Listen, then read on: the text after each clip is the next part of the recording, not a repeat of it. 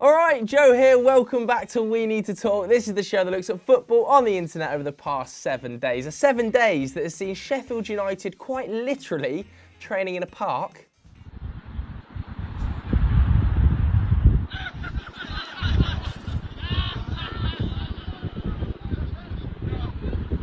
Manchester City produce whatever the this is. My name's Walker, Special Agent Walker.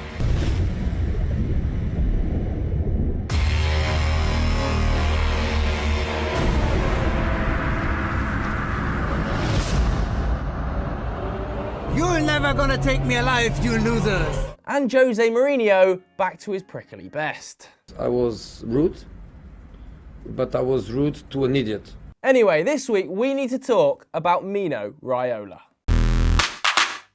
That's right, it's everybody's second favourite and the world's second best super agent. Not my opinion, Mino, it's literally fact. Best Agent of the Year. And the nominees are... Jorge Mendes, Mino Raiola. And the best agent of the year goes to Jorge Mendes. Ladies and gentlemen, for the 8th time, Agent of the Year, that man, Jorge Mendes. Well, it would appear that finishing second in the Super Agent of the Year awards, it's actually a thing, guys, to Jorge Mendes has sent old Mino into a little bit of a tailspin.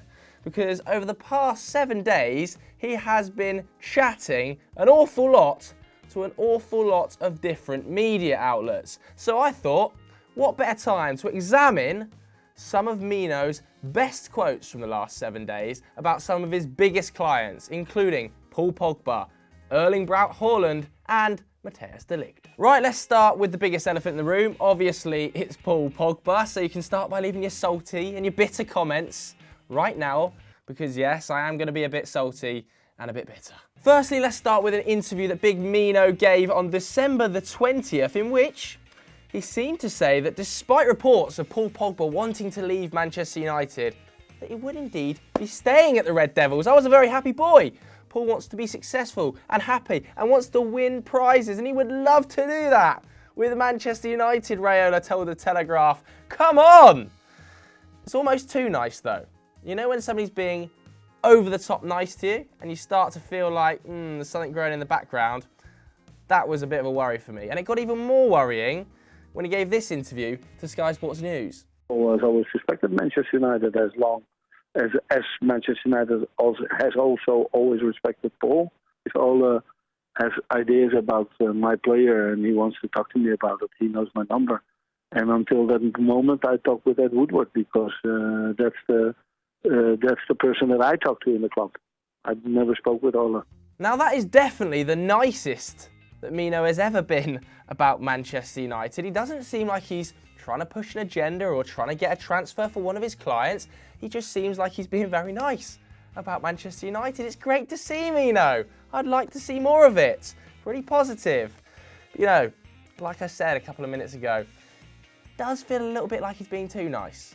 And that certainly bared fruit. Because not one day later, he decided to give an interview to La Repubblica, which is an Italian media outlet, in which he's singing from a very different hymn sheet. Mino says, Pogba's problem is Manchester United. It's a club out of touch with reality and without a sporting project. True. Today, I would no longer bring anyone here. They would ruin Diego Maradona, Pele, and Paolo Maldini. Paul needs a team and a club. One like Juventus. Cheers, Mino. You know, just as you were buttering up United, it appears you're now buttering up Juventus. It's almost like he was giving two different types of interviews to two different nationalities of media outlets. I'm not naive though. This is literally Raiola's job to get the best deal for his client. And like I said, we probably would ruin Pele, Maradona and Maldini. We haven't exactly got the best record of getting the best out of superstars. Hello, Angel Di Maria. But let's move on to another Mino Raiola client and another player that was linked with Manchester United, of course, Erling Haaland. Because despite saying he wouldn't bring any more players to Manchester United, he did then also say that he was in talks with Manchester United about bringing Haaland to the club.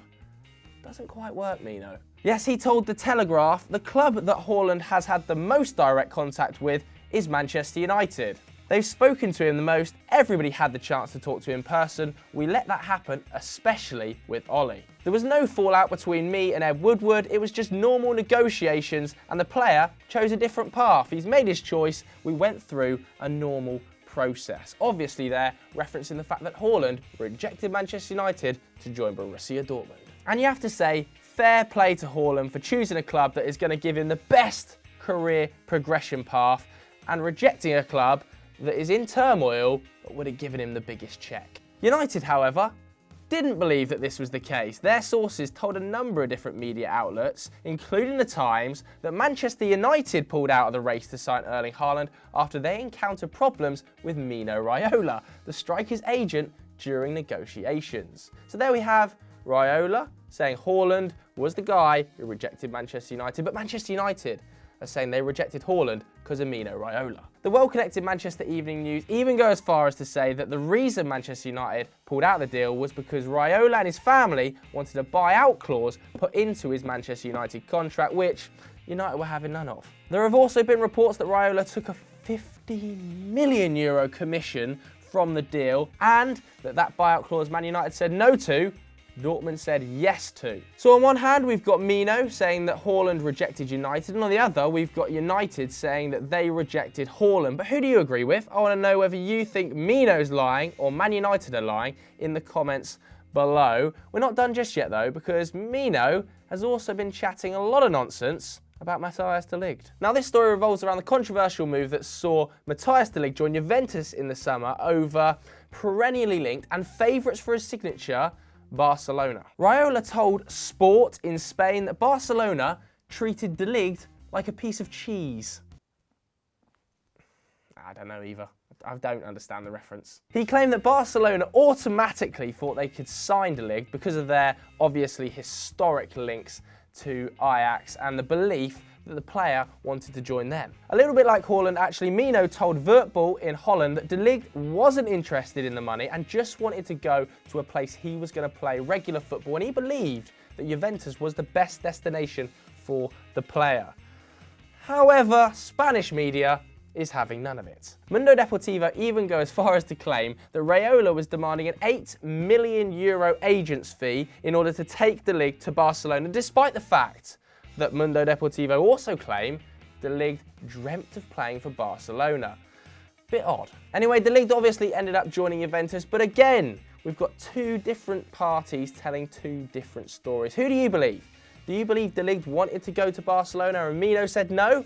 Or do you think de Ligt actually wanted to go to Juventus and Mino just facilitated that move? You can vote in the poll this time, up there, and let me know. Moving on to the good, the bad and the ugly. The good this week is all about Tottenham Hotspur because they did a Team of the Decade on Twitter. You might well have seen this by now, in which fans could vote per position as to who has been the player in that role. The striker went to Peter Crouch. 500,000 votes. Peter Crouch was named Tottenham Hotspur's Striker of the Decade after the vote was pretty much taken over by rival fans.